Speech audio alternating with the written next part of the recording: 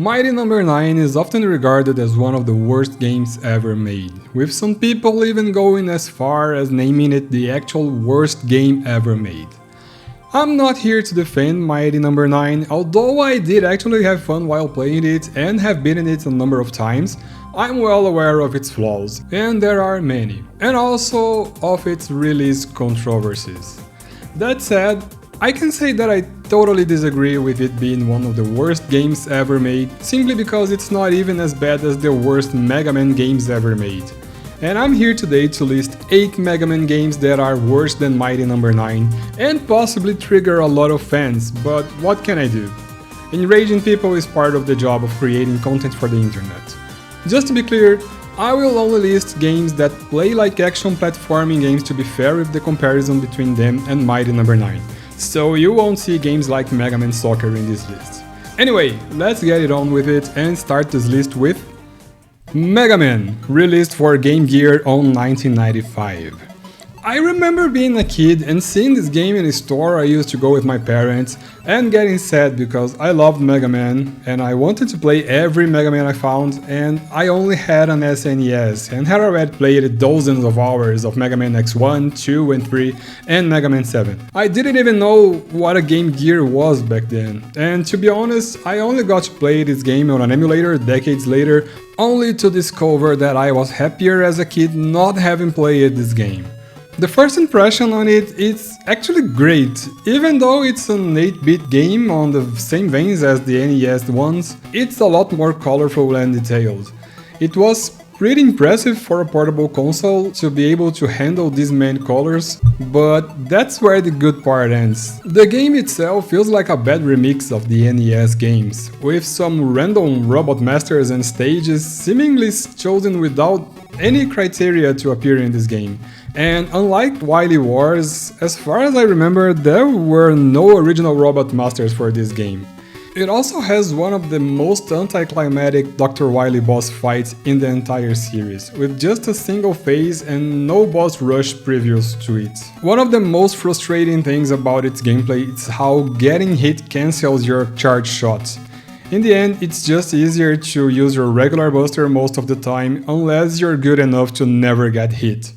It's also really weird how the screen scrolls in this game. It kinda doesn't really center on Mega Man and makes things a little harder than it should. The sound effects and soundtrack are also different from classic games, and seriously, they are really weird. Actually, weird is the perfect adjective for this game. Everything just feels like a lot of Mega Man stuff shuffled and thrown in at random just so the Game Gear could have at least one Mega Man game of its own. Also, why is Dr. Wily on Dr. Cossack's Fortress?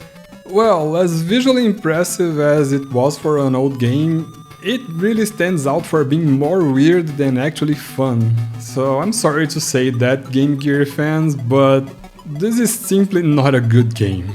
But well, anyway, ready for the next one?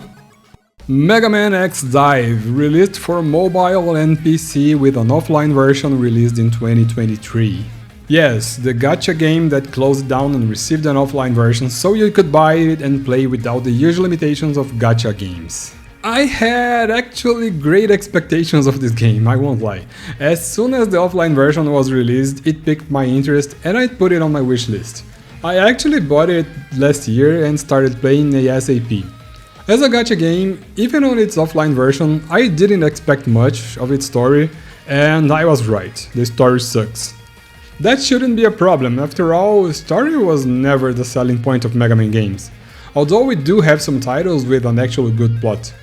The main issue here is how the game insists to interrupt you with its isekai-ish terrible plot constantly, with too many dialogues, annoying characters and terrible writing. Right on the first stage, while you're enjoying the nostalgia and fanservice of the highway stage from the first Mega Man X, it constantly gets in your way to say a lot of uninteresting stuff and teach you the basics of the gameplay. The thing is, one of the strongest things in the series about the highway stage in Mega Man X is how it was a perfect tutorial by itself, with pure and astoundingly great level design, with no need at all to tell you what each button does, how to jump or how to shoot, just leaving you to discover things on your own, while X-Dive goes all the way to treat you like a dumbass. The gameplay is also heavily adapted to work better on a mobile game, with auto-aim, auto-charge and a button to each one of your equipped weapons. Level design consists of bringing back stages from many past Mega Man games, not only the X series, but also from the classic Z, AZ and even Battle Network games, which is actually pretty cool on theory. If there's a thing this game does greatly is appeal to nostalgia with fanservice. But the actual levels are cut down into 6 small parts to be played on the go, as it was a mobile game above everything else. It also doesn't take long for the game to show its true nature as a gacha game, making you power creep your characters to keep up with the scaling difficulty of each level. And even if you're really good at the game and manage to beat every level below the recommended power, you will still be forced to spend hours farming and grinding on the event levels to gather materials, upgrade your weapons, armors, skills and everything else. Seriously, you will spend a lot of time clicking stuff to make your numbers go up, just so you're able to beat some DPS check bosses that appear near the end of the game. As much as I love Mega Man and don't mind grinding in JRPGs, for example, replaying the same short stage over and over more than 10, sometimes 20 times to get enough materials is something I'm simply not willing to do. Although I did, and actually managed to finish this game. Was it worth it? Nope. Was it fun? Also nope. Do I regret doing it? Absolutely. Part of the fun of the game should come from the amount of different characters you can get to play as. But after 15 hours of gameplay, the last thing I wanted was to farm even more material so I could level up the skills of a new character and a new weapon, just to find out I hated them and instantly go back to my previous character.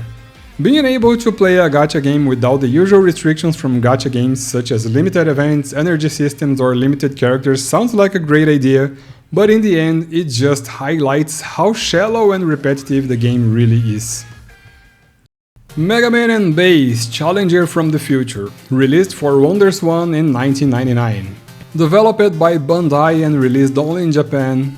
Terrible game, no excuses here. The original Mega Man and Bass is infamous for its difficulty, but in my opinion it was still an enjoyable game with some of the best sprite works and OSTs in the classic series, especially being for the SNES. When I found out that another Mega Man and Bass existed, I got really hyped. But for what? One of the worst experiences I had with the series. Starting with how ugly this game is, seriously. I know they had to redraw the sprites for the WonderSwan, but how did these turn out so ugly? Seriously, let's compare. The sprites are also too big for the stages, so most of the time we're being hit without having any room to dodge because the sprites take so many space that it's impossible to jump in narrow spaces. The hitboxes, the size of the enemies and projectiles also don't help at all. Even during boss fights, pixel-perfect dodges are mandatory a lot of times to the point it's really frustrating. The Robot Masters are kinda household appliances, which is pretty lame to be honest. The story is kind of a sequel to the RockMan World series, aka the Game Boy Mega Man games, featuring the return of a certain character who appeared in that series, but here he presents himself as RockMan's shadow, and confuses everyone because every character in the game thinks he's identical to Mega Man. Okay. Anyway, the game is also clearly not balanced for both characters, with many sections being way easier with one character than the other.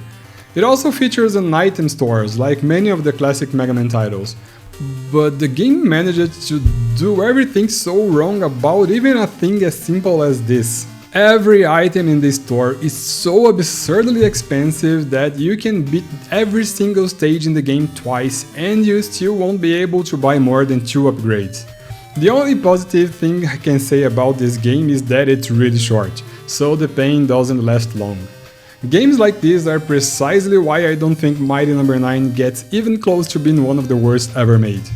RockMan EXEWS, or Mega Man Battle Network WonderSwan, released for WonderSwan Color in 2003. This was the first spin-off to the Battle Network series to stray from the JRPG-ish gameplay from the parent series and get closer to classic Mega Man being a side-scroller shooter. Did it do a good job? Obviously not, since it's appearing on this list. This game is weirdly slow paced and linear. You don't get to actually choose stages, you play all of them back to back, but you do choose from 2 different paths and bosses in most of the stages by choosing to go up or down in some bifurcations found midway through. It brings back the chip system from the Battle Network series, and the system is actually okay, but they're kind of a hassle to equip and use. Especially when your buster does most of the job just fine and is way more effective. In the end, you will use them mostly to recover from damage. You don't get any weapon from the bosses, sometimes just a different style, and you gotta beat some of the bosses twice to get some of them. Actually, you have to beat the entire game twice to actually find the true last boss and finish it for real, which is kind of annoying since the stages aren't really that fun and the bosses are even worse. The story is loosely adapted from the first Battle Network game or the anime, but it's just thrown in some sparse and short cutscenes that barely manage to tell a story at all. Meaning that if you haven't played the first game or seen the anime, you probably won't understand anything about it. I won't say this game is as terrible as the other ones in this list, but while it has some nice ideas, everything just seems to fall flat on a really boring game. Mega Man Dr. Wily's Revenge, released for Game Boy in 1991. I know that by now it probably looks like I hate every handheld Mega Man game, which is not true, just most of them. Sorry, they are really bad. But later we got Mega Man Extreme, which is awesome, and even the Zero series that was one of the best things to ever happen to the franchise. Now, back in the Game Boy, this was the first Mega Man to be released in a handheld system, and it was definitely something. I get it that porting a game that already pushed the console to its limits to an even weaker platform might have been an ordeal, and they eventually got it right in the later titles of the Game Boy series. But the first one is just insufferable. It also suffers from the same issue than Challenger from the Future. Giant sprite, giant hitboxes, the difficulty is extreme in the worst way possible. It basically recycles 4 classic NES Robot Masters with awful movesets in even more awful stages. And instead of a boss rush level, you get to fight 4 more bosses during the Wily stages. A lot of cheap deaths, a lot of getting hit by giant hitboxes in narrow spaces, enemies never dropping a single recovery item. This shit is absolutely frustrating in so many levels that if you're not playing on an emulator, you won't beat it. And if you're playing on an emulator, you are basically playing a rewind simulator. The Game Boy series suffered a lot to balance its difficulty. The second one gets way too easy, going from one extreme opposite to the other.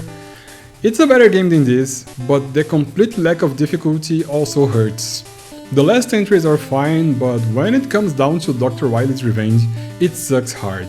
And the only reason I don't consider this as the worst Mega Man game ever is because of the next games on this list. One of them being Mega Man Network Transmission, released exclusively for GameCube in 2003. Developed by Arika, famous for creating the Street Fighter X series. Boy, I really wanted to enjoy this one. Just like Mega Man for the Game Gear, this was one of the games I wanted so bad back then, but I didn't have a GameCube. Just like the one from WonderSwan Color, this is another spin-off from the Battle Network series, this time bigger and fixing the linearity problem from that game. Remember how I said in the WonderSwan game that your ships were kinda useless since your buster did most of the job? Well, now it goes entirely the other way around. You're totally dependent on your chips for at least half of the game because your buster sucks ass. It doesn't cause any damage, it's slow, and even charging it's a hassle because not only it takes forever to charge completely, the intermediate charge isn't much better than the regular buster and has reduced range.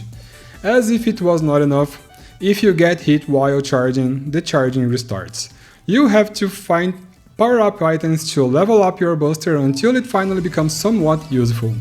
But is it really that bad to depend on your chips? Well, Yes, because they come at random and if you get a bad hand you have to wait an entire minute before being able to draw again. This system works fine on the original Battle Network gameplay system, but on a side-scroller action game like this one, you're left to your luck. I did check a few reviews around the web to see what people thought about this game and be sure that the problem wasn't me, and unsurprisingly it wasn't really well received even back then. Even so, there's a lot of people who actually love this game. On Reddit there are many posts saying that the game gets better over time and that only the beginning is bad because of the difficulty. I beg to differ. The beginning was the only part where I felt challenged and had some fun. After that, it just keeps getting worse and worse. Cheap deaths everywhere, getting hit from projectiles that come from off-screen with little to no reaction time, needing to find and draw specific chips to access some areas and later on even to be able to damage the enemies, including the last boss, resulting in an intensive pausing, adjusting your deck and unpausing in the middle of the battle to even be able to hit them. If you run out of chips or lives, you have to jack out and start the stage again because you probably won't be able to beat the boss. And even worse, if you choose to risk a game over instead of jacking out to the stage selection screen, you will be thrown back to the title screen having to load your game and losing everything you found since then. Level design is also terrible and full of long and annoying sections. Not only that, it's ugly as hell. The levels consist of basically generic platforms slightly reskinned for each stage and changing the background image to give you the feeling that you are in another area, when in truth they are basically all the same. Boss fights? There are a lot of them, and most of them suck so hard I really had my doubts anyone was actually enjoying playing this game. Lots of enemies with shields and teleports that force you to bait them first and attack after, lots of bosses that need pixel-perfect dodges with perfectly timed jumps, and a lot of fights in which the difficulty consists of filling the entire screen with shit that blinks, flashes and damage you. As if it wasn't enough, everything in this game is just so goddamn noisy it hurts. Mega Man never stops shouting or saying that he found a new chip.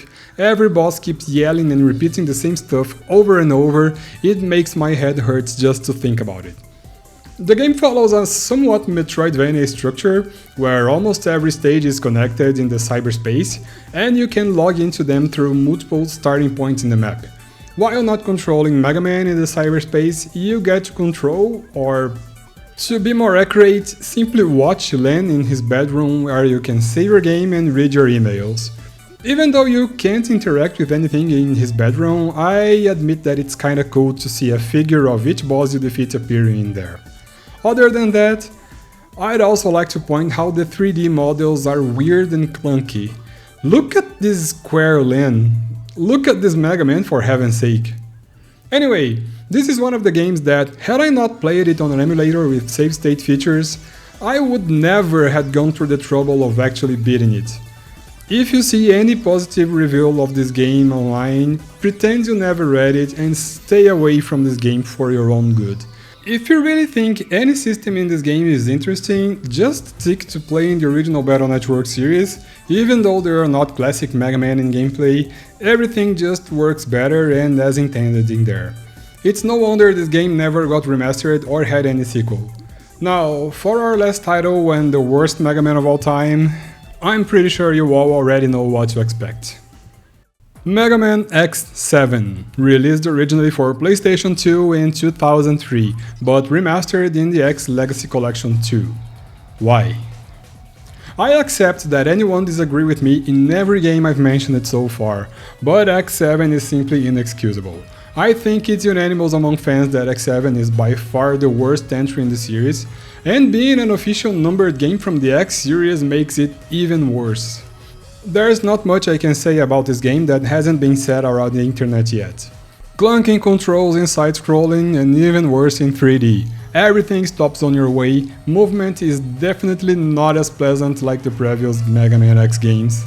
I do know that a lot of people hate X6 too, and it isn't really a good game, but it has a few redeeming qualities, while X7 has none. Remember how I said network transmission was noisy? Well, X7 is even worse. In some stages it almost feels like a challenge not to mute your game. And yes, you know exactly what stage I'm talking about. X7 was always my go-to answer whenever someone dared to say Mighty No.9 was the worst game ever. After all, how can it be the worst game ever in a world where X7 exists? X7 is also the reason I gave up on playing Mega Man games for a while in my life. I hyped this game a lot when I was a teen. I loved the series. X1 and 4 were two of my favorite games of all times, and even X5 and 6 had a place in my heart. Of course I'd play this new Mega Man X as soon as I got a PS2. I didn't care everyone was saying it was shit. Everyone was probably wrong and I would play this game and have fun with it. Well, I've played it, I've beaten it through the sheer force of disappointment without being able to resource to any save state feature whatsoever because I was playing it on my console. I hated to admit everyone was right. This game sucked. I've played it once and no, I didn't have any fun with it. When X8 was released, I didn't even want to touch it because of the sour taste X7 left in me. Eventually I did play it and actually enjoyed it, but it took me years to actually give it a chance. When the Legacy Collections were announced, I bought the first one to play X1, 2, 3 and 4, and even got the Platinum Trophy for them, but I didn't dare touch the second collection simply because X7 was there. Yes, 5, 6 and 8 aren't the highest points in the series, but I see no problem in playing them again. But X7? Nope, I never wanted to see it again in my entire life. In fact, even recording footage from it to put in this video was painful enough. Now, could it get any worse? Well, no, but actually yes. But the worst of all time actually comes in form of a honorable mention in this video, and I will explain why. Honorable mention: Mega Man released for PC, DOS system precisely, in 1990. This is... I don't even know what this is, seriously. This is the only game on this list I couldn't bear to finish or actually play for real. Just a few minutes and a few stages were enough. It's ugly, it's bad, it plays bad, everything is bizarre and bad. Did I say it's bad? Well, it's bad. But why is it an honorable mention and actually not the worst of all time? Well, the game wasn't developed by Capcom, but then, once again, a few other games on this list weren't. But this one specifically was made by just one guy who decided to give it a try and develop his own Mega Man game licensed by Capcom for PC. And for a long time, it was the only Mega Man game available for computers. Well, this and the sequel, called Mega Man 3, even though there was never a Mega Man 2 for PC. But it kinda falls into the same category as this one. As such, even though it's licensed by Capcom, I still can't help but to see this more like a fun game than an actual Mega Man game. This and the fact that this game is really bad, in case I didn't say that already. So, this is it for today's video. Have you played all of these Mega Man games? Which ones do you agree that are really bad? Is there one of these that you disagree and actually think it's a good game? Do you hate Mighty No.9 or did you actually enjoy it? Tell me all about it in the comments. I'd love to read everyone's opinions on these, and also if there are any other games in the series that you consider really bad. If you're enjoying my content, consider helping me through my Ko-fi page, or if you're from Latin America, donating through Mercado Pago.